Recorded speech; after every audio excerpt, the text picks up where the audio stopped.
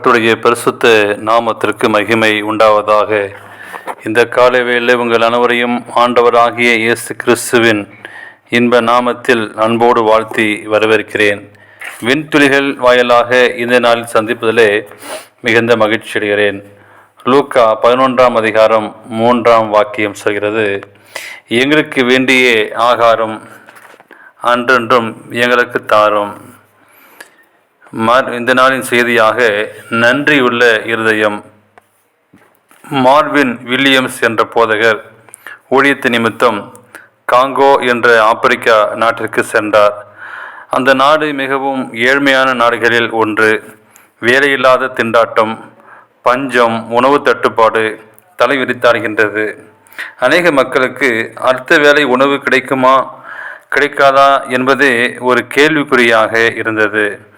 ஆகையினால் அங்குள்ள ஏழை விசுவாசிகள் சாப்பிட உட்காரும்போது கிடைக்க உணவுக்காக நன்றி சொல்லிவிட்டு ஜெயிப்பார்கள். அடுத்த நேர உணவை தாரும் என்று ஜெயிப்பார்களாம். அவர்கள் மிகவும் தாழ்மையான விசுவாசமுள்ள கிறிஸ்தவர்கள். அடுத்த வேளை உணவுக்கு என்ன செய்வோம் என்று திகைக்கும் நிலைமையில் நம்மில் எத்தனை பேருக்கு உள்ளது? அப்படிப்பட்ட ஏழ்மையில் யாராவது இருக்கிறார்களா? நம்மில் அநேகர் இல்லை.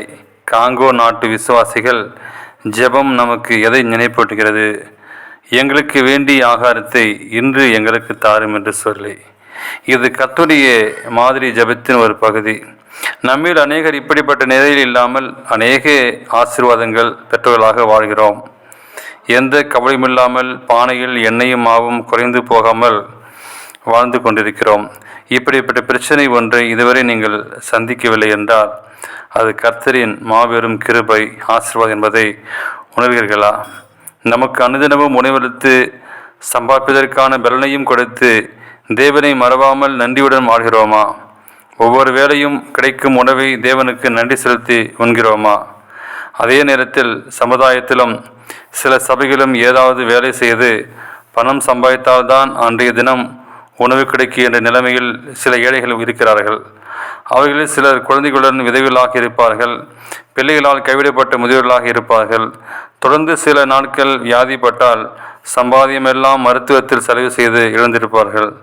இப்படிப்பட்ட திக்கற்றவர்களையும் விதவிகளையும் விசாரிக்கும் கடமை நம்மிடம் சபையிடம் உள்ளது.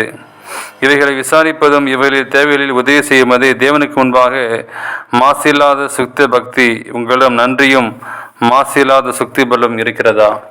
அப்படிப்பட்ட இதயமுள்ள பிள்ளைகளாய் நாம் வாழத்தக்க ஒப்பு கொடுப்போம்.